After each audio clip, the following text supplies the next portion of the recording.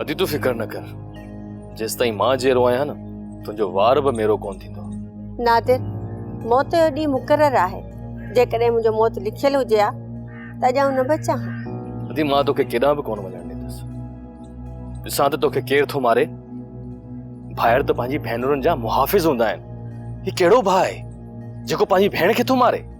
जॾहिं न दुश्मन घर में मौजूद हुजे उनजो बचण मुश्किल न पर नामुमकिन आहे। अॼु न त सुभाणे सालार मूंखे उहो ई मारे छॾींदो। मां चंद ॾींहंनि जी महिमान आहियां।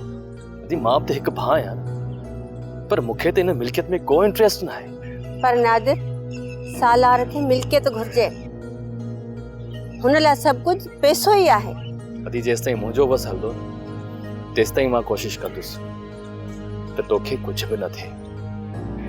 नादिर, इन मसइले जो हिकिड़ो ई हल आहे। जेकॾहिं न असां सॼी मिल्कियत सालार खे लिखी ॾियूं त पोइ शायदि हू मुंहिंजी जान बख़्शे छॾे। अदी जेकॾहिं तव्हां सॼी मिल्कियत दादा सालार खे लिखी ॾेई छॾी न त उहो असांखे घर मां कढी छॾींदो। असीं दरबदर थी वेंदासीं। नादिर, मौत खां त दरबदरी बहितर आहे। जेकॾहिं न तूं असांजो साथ ॾी त मां ऐं सदोरी हितां हलिया वञूं कंहिं अणॼातल माॻ ते जिथे असांखे केर बि न सुञाणे।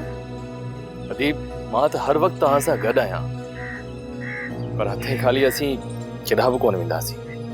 नादिर, मूं वटि कुझु बैंक बैलेंस आहे। पोइ हल्को फुल्को कारोबार कंदासीं, पंहिंजी ज़िंदगी गुज़री वेंदी। मूं हाणे हार मञी छॾी आहे। हाणे मां वधीक विड़ी नथी सघां। ठीकु आहे अदी, मां तव्हां सां गॾु आहियां। राति भले अदा सालार अचे पोइ हुन सां ॻाल्हायूं था। वरमंज ॾाढो ख़ुशि थो नज़र अची।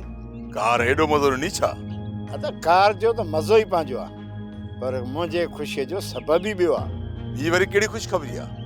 अदा मूंखे रेस मोकिलियो त वकील सां मिली आहे। मां त ॿियनि ऑफिसरनि सां बि मिली सॼी जांच कराई आहे। जाचूं कहिड़ियूं पियो जाचूं कराई? अदा रेस जी जेका भेण आहे न मरू, इन हीअ रेस खे धोखे में रखियो आहे। हुन अहिड़ी वसियत लिखी कान्हे त मुंहिंजे मरण खां पोइ कंहिं फिलाई इदारे में मुंहिंजी मिल्कियत ॾिनी वञे। पक्की ॻाल्हि आहे या बड़े हवाल पियो हणी? अदा इहा 100% ॻाल्हि सची आहे। मुंहिंजा बि त वास्ता आहिनि। 4 वकील दोस्त आहिनि, हुननि सॼी हक़ीक़त ॿुधाई आहे मूंखे। ओए ते रखीस जवान जा पुट। हाणे न महरू खे ख़बर पवंदी सालार खान जो क्रोध कीअं थो सुका ऐं सावा साड़े। अदा मिल्कियत रे सालार खान जी कल्ह हुई, अॼु बि आहे, सुभाणे बि रहंदी। सोप सीरियल सिंध जाई तमाम एपिसोड्स ॾिसो हाणे HD क्वालिटीअ में। विज़िट करियो असांजो YouTube channel Sindh TV HD drama. Subscribe कयो असांजो official YouTube channel Sindh TV HD drama ऐं वधीक अपडेट लाइ बेल आइकन खे क्लिक करियो।